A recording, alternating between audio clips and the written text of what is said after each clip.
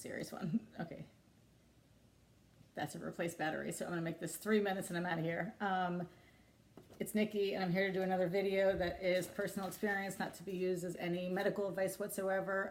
And I will emphasize personal experience on this one. And this is because we've been talking about this in my Facebook group, and we cannot get general consensus on whether or not Medtronic Guardian sensors are accurate or not accurate. And it really boils down to the fact that we are all different, and we all just have different kinds of luck with it.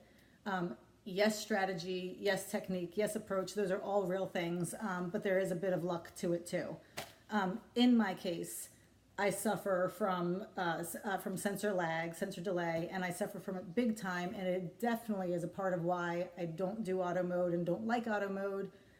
Auto can't possibly do the right thing for me if it can't have a good ballpark value for where I am. So I'm not mad at you, Auto, but this is just my reality. So what I wanted to do as quickly as possible is a video where I explained for me how this is not an issue about whether or not my sensor is accurate. This is an issue over whether or not my blood sugar is stable or if it's fluctuating. On days where I have stable blood sugars, my sensor appears to be very accurate. And when I have fluctuating blood sugars, I see this lag. But if I'm testing my blood sugar at random, what it appears to be is just inaccurate. So I was going to give you a couple days, and I did print out logs from my Facebook group because I don't know where my logs are. I know where they are, but I don't feel like finding them. So I printed out a couple of days for my logs. And I wanted to show you 2 different days, and I will tell you, I know what people are going to say about drinking water and about, your sight and this and that.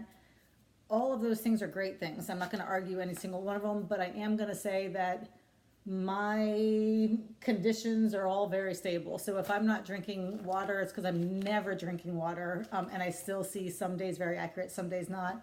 And if I'm drinking it all the time. So I don't think this is an issue with water. I don't think it's a day one. It just is not accurate. I think that this has to do a lot with, how much my blood sugar is on the move and whether or not my sensor can keep up with that. So what I would show you very quickly, I got 2 days here.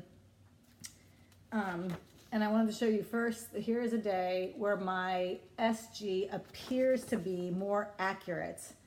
And I'm looking at SG is my sensor glucose, and BG is my blood glucose. So this is what I have for my finger stick, and this is what I'm reading on my pump.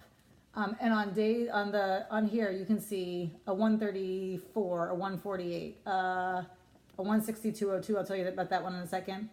123, 108, 144, 152, 120, 124, 143, 141, 116, 111. They're not perfect, they're not spot on, but many of them are within 10, and to me that's very reasonable. My 160 and my 202, that's a 42 point spread, but that's not an inaccuracy. That's because my blood sugar was on the climb, on the rise that day, or at that moment. And that's an example of where it's not that it's inaccurate, it's just that it's lagging. If I were to go back and check in 20 minutes, it might be a 185 and a 202, or whatever. It would have closed in on it. On this particular day, I did go ahead and look at the numbers.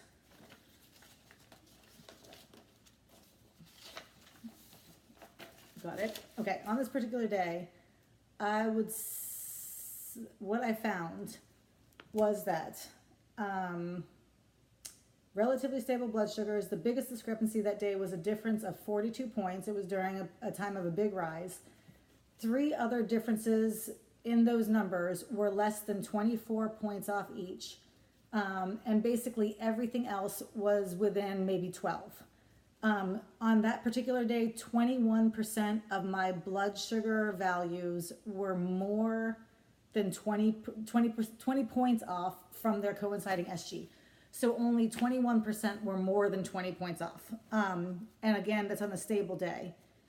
So this is another point altogether, but I would love this and do the right thing. Oh, and then I said here, another point altogether, but auto mode loved days like that.